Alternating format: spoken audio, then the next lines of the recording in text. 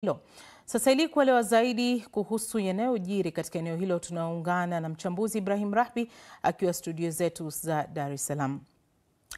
Tuanze na mkataba wa kinyuklia wa Iran na Marekani. Rahbi, mataifa hayo mawili yashafanya makubaliano wakati wa Rais Barack Obama mwaka 2015. Sasa Trump aliondoka Marekani kwenye makubaliano hayo mwaka 2018. Tutarajie nini tofauti safari hii? Nashukuru Hamida. Ukiangalia tofauti inaweza isitokee sana kwa sababu huoni mabadiliko yoyote ya makubaliano yaliyo 2015 na haya makubaliano ambayo Marekani wanayataka hivi sasa. Inaleta tu kufikirika zaidi kwa sababu aliyeiondoa Marekani kwenye makubaliano ya mwaka 2015 yaliyoingiwa na Barack Obama ni mwaka 2018, ni yeye Donald Trump, akisema kuwa Irani inakiuka makubaliano na haijatekeleza kikamilifu vilivyomo kwenye makubaliano. Sasa akarejesha vikwazo vipya. Sasa anayetaka makubaliano tena kwa shinikizo ni huyo Donald Trump dhidi ya Irani.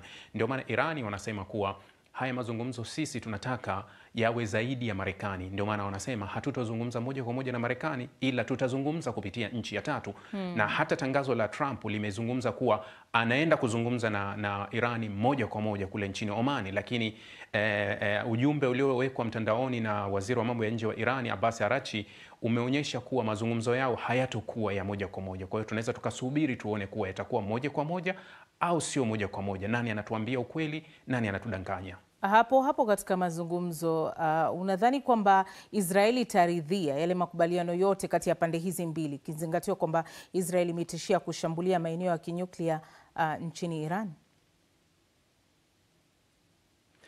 Sio rahisi Israeli kukubaliana, na hata mwaka 2018 aliyekuwa anasukuma sana hili swala la Marekani kuondoka kwenye makubaliano ilikuwa ni Israeli, na Trump alikuwa ni mgeni wa siasa. Alikutana na Netanyahu ambaye ni mzoefu, akamsukuma Trump ili aondoe kwenye yale makubaliano, na Trump alifanya hivyo. Kwa hiyo Israeli sio rahisi kusema kuwa anakubaliana. Israeli aligombana sana na Barack Obama kwenye makubaliano ya mwaka 2015 kuwa alikuwa hataki Marekani iingie makubaliano. Israeli njia pekee au kitu pekee ambacho anakihitaji ni kupata usaidizi wa Marekani kuivamia Irani. Na hivi sasa ni fursa ambayo wamekuwa wakiiona kuwa ni fursa nzuri. Katika mambo manne yaliyompeleka Marekani, ikiwemo la kodi, ikiwemo la Gaza, ikiwemo ugomvi wake na Uturuki, lakini jambo kubwa ni la Irani hasa. Sasa mazungumzo haya ya moja kwa moja ya Marekani na Iran hayatomvutia kabisa Israeli, na huenda tukashuhudia mgongano mpya hapo baadaye kati ya Trump na Netanyahu kama ulivyotokea wa Barack Obama na Netanyahu kwenye makubaliano haya ya Irani, ikiwa Marekani itaendelea na haya mazungumzo na Iran. Sasa baada ya Trump kukutana na Netanyahu, Rahbi, unadhani hatima ya ukanda wa Gaza ni ipi hasa?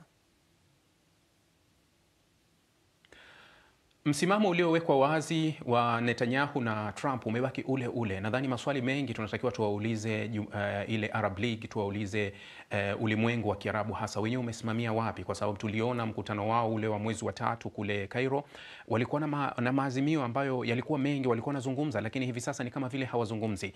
Na ukiangalia Trump anachokizungumza na Netanyahu, hawajabadili msimamo wao wa kuondoa watu wa Gaza waondoke. Na hata ukiangalia mkutano huu wa waandishi wa habari ulitengenezwa kwa makusudi kabisa, na vyombo vya habari baadhi vya Marekani vimeripoti kuwa hata wanahabari walioingizwa kwenye mkutano huu ni wale wenye mrengo ambao unakubaliana na Trump na Israeli, na ndio maana hapakuwa na maswali mengi kuhusu Gaza.